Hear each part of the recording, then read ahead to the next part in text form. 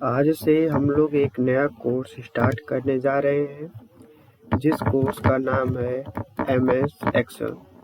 MS Excel हम जो सीखेंगे वो बेसिक टू एडवांस सीखेंगे। सबसे पहले हम लोग एक्सेल में बेसिक काम को करना सीखेंगे।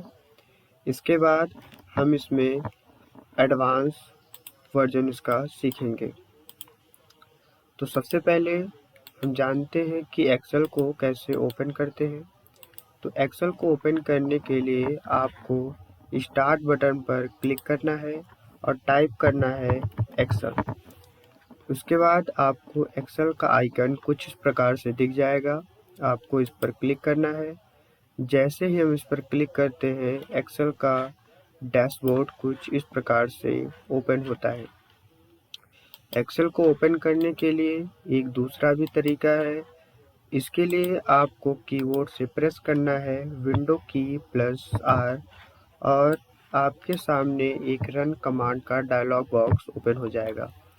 इसके बाद आपको यहाँ टाइप करना है एक्सेल और एंटर की प्रेस कर देना है।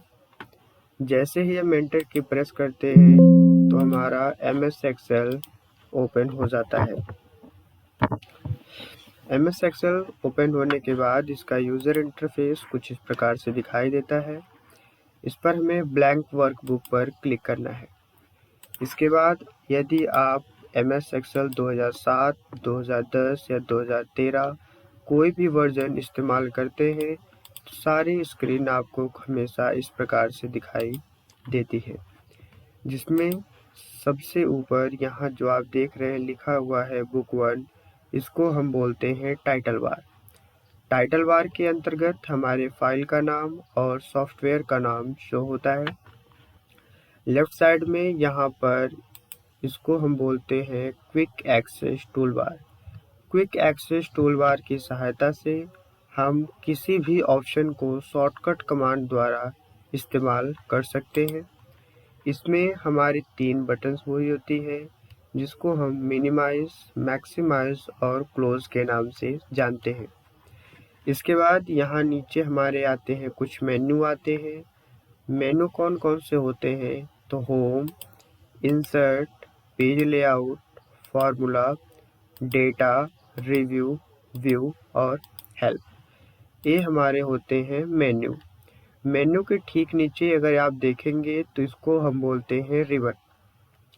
रिबन के अंतर्गत हमारे सारे ऑप्शन पाए जाते हैं। रिबन जो होता है वो मेन्यू के हिसाब से बदलता रहता है। जिस मेन्यू पर आप क्लिक करेंगे उस मेन्यू से संबंधित ऑप्शन यहाँ पर आपको शो करेंगे।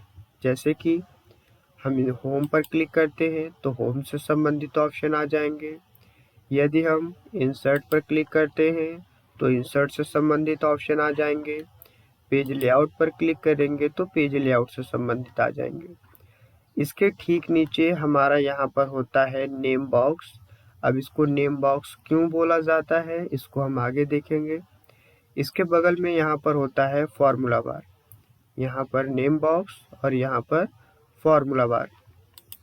इसके बाद जो यहाँ पर आपको ABCD दिख रहा है इसको हम बोलते हैं कॉलम। जो यहाँ पर हमें ABCD दिख रहा है इसको हम बोलते हैं कॉलम। और यहाँ पर जो आपको 1 2 3 4 दिख रहा है इसको हम बोलते हैं रो। यानी कि ABC को कॉलम कहा जाता है और 1 2 3 को रो कहा जाता है। अब यहाँ पर आपको कुछ छोटे छोटे बॉक्सेस दिखाई दे रहे होंगे जिनको मैं यहाँ से हाईलाइट कर देता हूँ। अब इन बॉक्सेस को क्या बोलते हैं? इन बॉक्सेस को बोलते हैं सेल। अब सेल कहाँ किससे बनते हैं?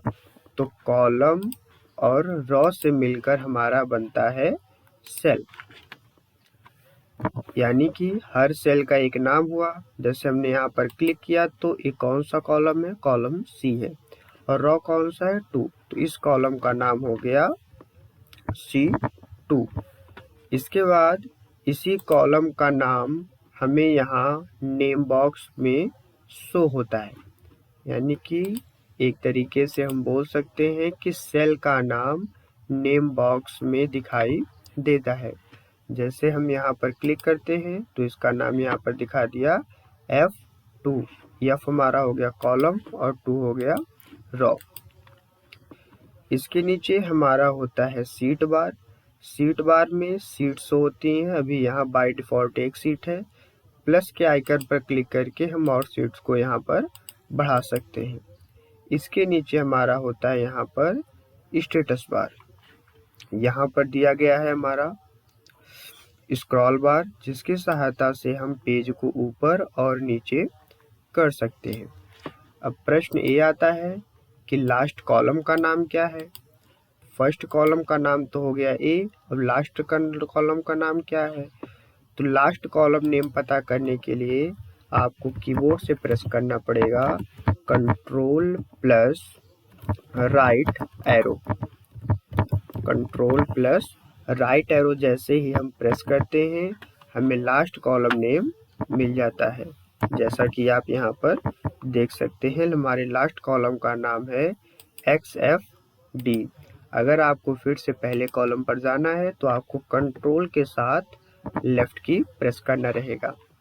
सेम इसी प्रकार से अगर आपको रॉ पता करना हो तो रॉ कितने हैं, कहाँ तक हैं, तो उसके लिए हमें प्रेस करना होगा कंट्रोल प्लस डाउन एरो।